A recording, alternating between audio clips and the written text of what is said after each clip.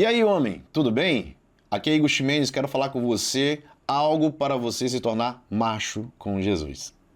Em Romanos, no capítulo 5, no verso 19, diz assim: porque como pela desobediência de um só homem, muitos se tornaram pecadores, assim também por meio da obediência de um só, muitos se tornarão justos. Presta atenção, aqui o que a Bíblia está falando, Paulo está escrevendo aos Romanos, falando sobre Adão e sobre Jesus.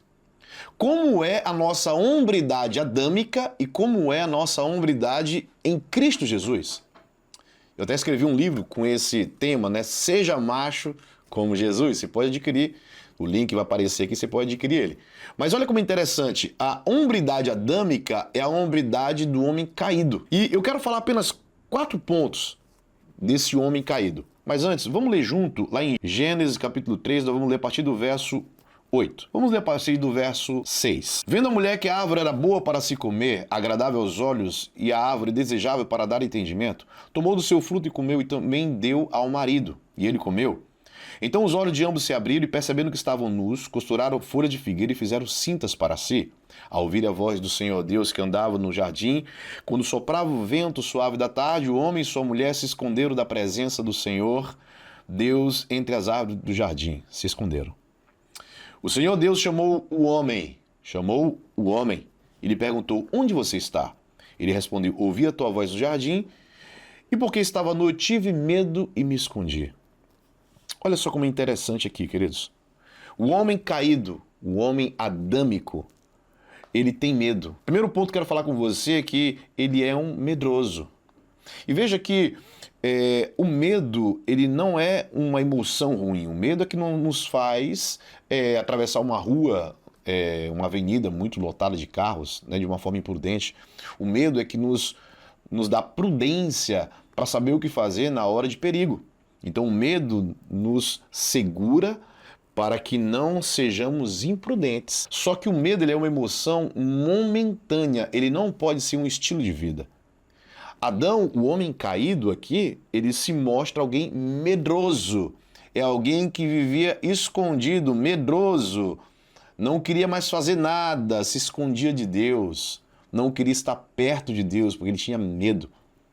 E o medo, ele passou a ser parte do homem caído. O homem não faz as coisas por medo. Por medo, muitos homens não se comprometem, não cumprem palavra. Por medo, muitos homens hoje não querem mais casar, não querem ter uma aliança, porque eles têm medo do que pode acontecer. Então, por medo, muitos estão deixando de fazer o que tem que fazer. Estão fazendo o que não devem, porque tem medo. É interessante, Deus falando para Josué, depois que Moisés morre, Deus chega com Josué, em Josué capítulo 1, ali a partir do 6, do 9, ele diz: Josué, seja forte e corajoso, não temas, eu estou contigo. Por que ele estava falando aquilo para Josué? Porque é claro que Josué, agora assumindo o lugar de Moisés, ele ia temer. Mas o que Deus estava falando para ele: seja forte e seja corajoso. Coragem não é não sentir medo. Coragem é vencer o medo. É mesmo com medo, a gente continua porque a gente sabe o que tem que fazer. Sabe, muitos homens hoje paralisaram na vida porque têm medo. E eles estão falando muito de procrastinação. Não, eu virei um procrastinador. Eles vão através de cursos para vencer a procrastinação. Na verdade, não é procrastinação, irmão, é medo mesmo. É medo do compromisso, é medo de aliança, é medo de para sempre, sabe? Muitos homens hoje têm medo de casar porque não querem assumir um compromisso para a vida inteira. Muitos homens não querem ter filhos porque não querem um compromisso para a vida inteira, porque são eternos bebês atrás do seu prazer, atrás das coisas que eles amam. A segunda coisa que o texto mostra é que Adão, o homem adâmico, ele se esconde. E sabe quantos homens hoje não estão escondidos atrás das mulheres? Homens que colocam as mulheres na frente para resolver as coisas, não têm coragem de falar. Homens que não resolvem seus problemas. Presta atenção, irmão. Você que é homem, a característica de um homem é enfrentar os problemas. Não é brigar, é enfrentar. Tem gente que confunde enfrentar com brigar. Não é brigar. Você, quando tem problema com alguém, você senta para conversar? Se você não senta, é porque você está evitando conflito. Você está evitando conflito porque tua hombridade não está muito bem resolvida. Homem que é homem, conversa com a mulher, conversa com os filhos, conversa com quem está devendo. Vai no lugar que você está devendo, não tem dinheiro, conversa. Em frente. Diga que você vai pagar, diga o que aconteceu, resolva os seus problemas, não terceirize o seu problema, assuma sua responsabilidade, não se esconda. Terceiro ponto do homem adâmico, ele é covarde. A covardia tem sido uma praga no meio dessa nova geração. Me perdoe falar isso. Mas Adão, ele foi covarde. O homem caído, ele é covarde. Presta atenção. Quando Deus pergunta a Adão, o que foi que você fez, cara? Sabe o que ele fala? Foi a mulher que tu me deste. Pelo amor de Deus, irmão. Eu conheço homens, eu e minha esposa, nós somos terapeutas de casais. Nós somos do Ministério Uma Família, nós aconselhamos casais. Eu já ouvi muitos homens falando, sabe o quê? Não, pastor, eu traí a minha mulher porque ela fez isso, ela fez aquilo, ela... Meu irmão, o cara erra, o cara peca e ainda é covarde de culpar a mulher. Não dá, irmão. Covardes são os homens que colocam as mulheres para orar em seu lugar. O sacerdote da casa é você, homem, não é a mulher. Ei, irmão, você tem que orar.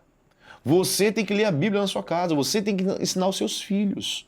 É você que tem que estar na igreja. A covardia é um sinal, é uma característica do homem adâmico. E por último, o homem adâmico, ele é omisso com a família. Em Gênesis capítulo 4, depois que Adão e Eva eles pecaram, foram expulsos do jardim, eles têm 2 filhos, Caim e Abel. E olha como é interessante. Vocês conhecem a história, o primeiro homicídio, né? Caim mata Abel.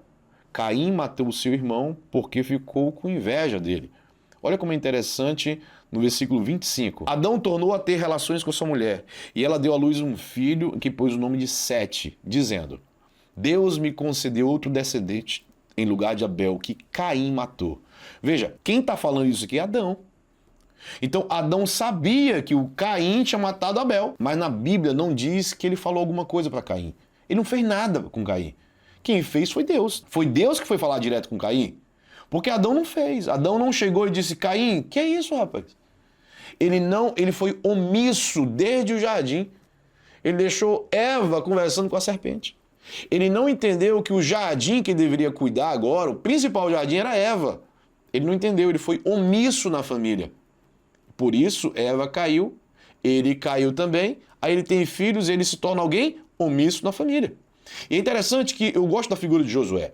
Josué, quando ele assume depois de Moisés, lá no final, em Josué capítulo 24, verso 15, tem a frase célebre da igreja que diz: não sei o que vocês querem, mas eu e a minha casa serviremos ao Senhor.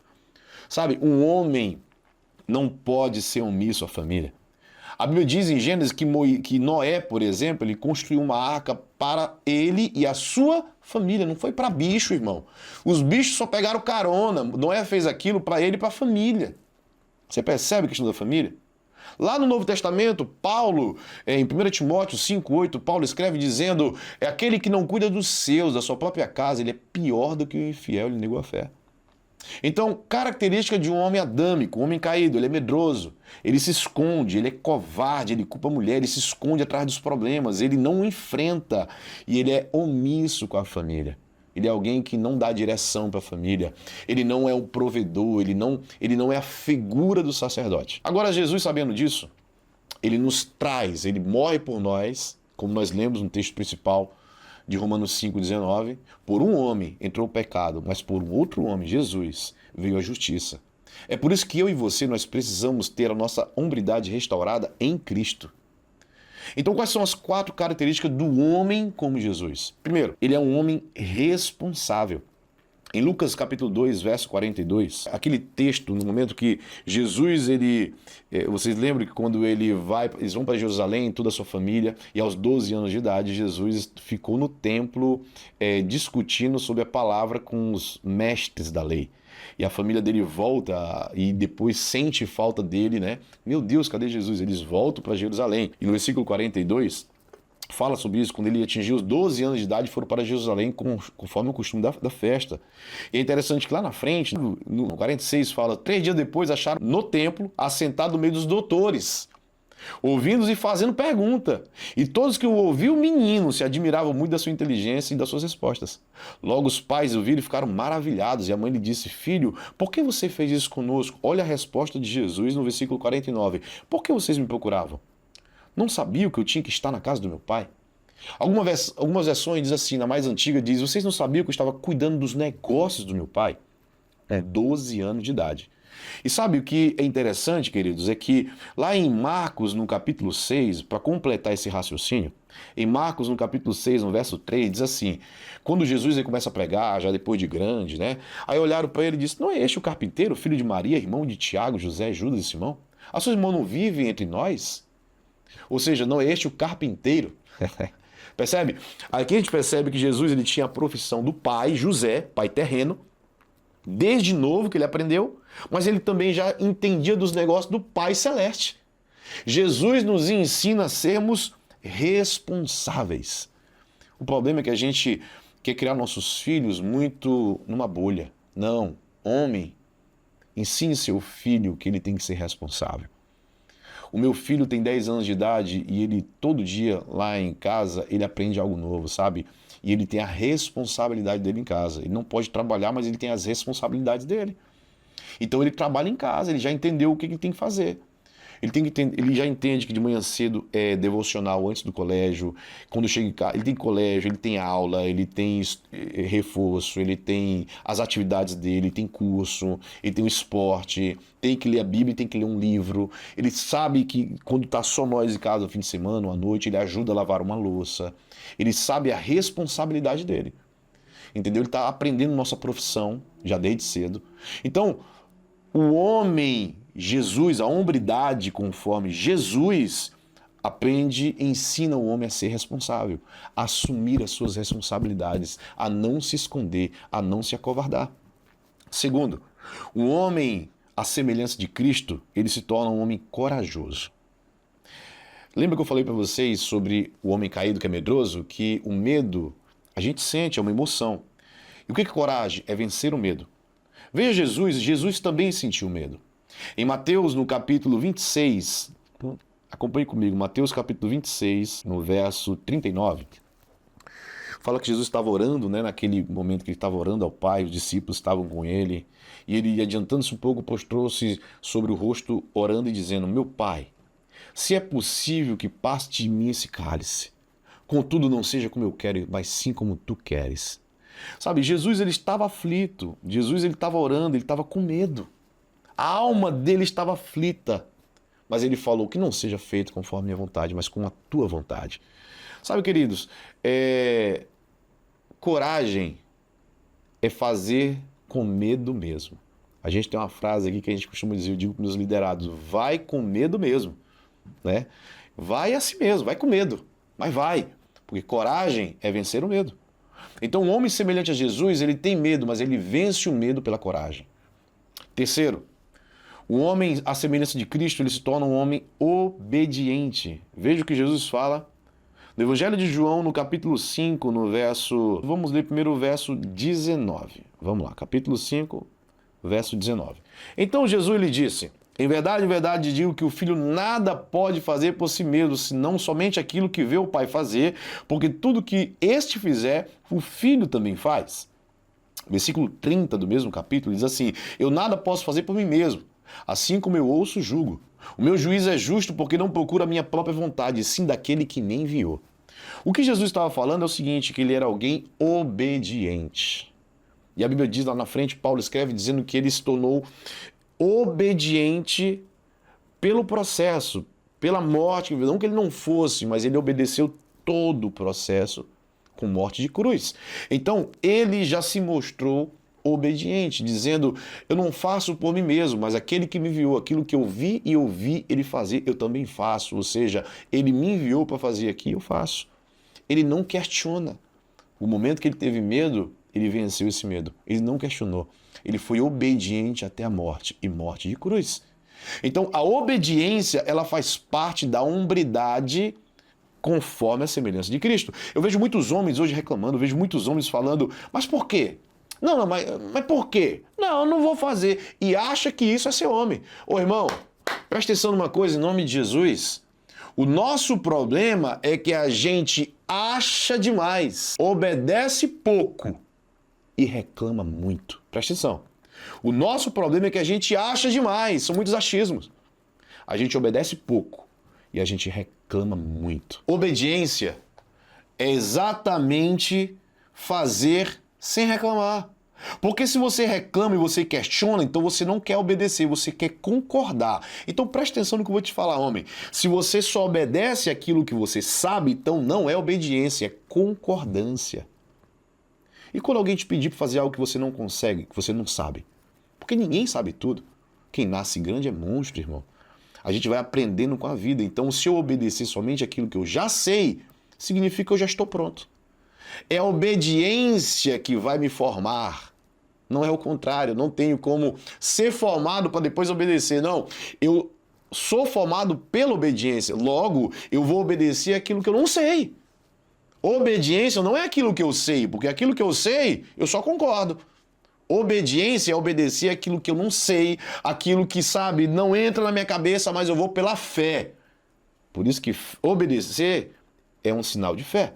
E por último, além de responsável, de corajoso, de obediente, Jesus nos ensinou o que é cuidar da família. A oração sacerdotal de João 17, que é uma oração, meu Deus, é linda demais. Jesus, ele nos ensina algo muito interessante. Eu quero ler com você somente o versículo 11 e o 12. Diz assim: já não estou no mundo, mas ele está falando com o Pai dele, com Deus. Ele está falando, já não estou no mundo, mas eles continuam no mundo. Enquanto eu vou para junto de ti, Pai Santo, guarda-os em teu nome, esses que me deste, para que eles sejam um, assim como nós somos um. Quando eu estava com eles, guardava-os em teu nome, esses que me deste. Eu os protegi e nenhum deles se perdeu, exceto o filho da perdição, para que se cumprisse a Escritura. Veja, queridos, Jesus já tinha falado outra vez que quem é a família dele? É aquele que faz a vontade do meu Pai. Então, os discípulos dele era a família dele. Ele guardou todos e os protegeu. E agora que ele estava indo para junto do Pai, ele estava orando ao Pai para dizer: guarda eles, Pai, em teu nome. Sabe, Jesus nos mostra o que é cuidar da família. E Jesus é muito interessante que no momento que ele está lá na cruz, ele olha para a mãe dele, olha para João, o discípulo chegado dele, e diz: está aí o teu filho. João, está aí a tua mãe. O que ele estava falando, sabe o que era? Cuide uns dos outros, porque nós somos família. Ah, queridos, ser um macho como Jesus é alguém que se importa com a família. É alguém que entendeu o que é família. Então, seja responsável, seja corajoso, seja obediente, cuide da sua família. Seja você também um macho como Jesus. Que Deus te abençoe. Compartilhe esse vídeo com o máximo de homens que você conhece. E aí você também ativa a notificação, segue o canal, porque dessa forma a plataforma entende que o conteúdo é relevante, ela vai espalhar essa mensagem para todo mundo. Que Deus te abençoe e seja macho como Jesus.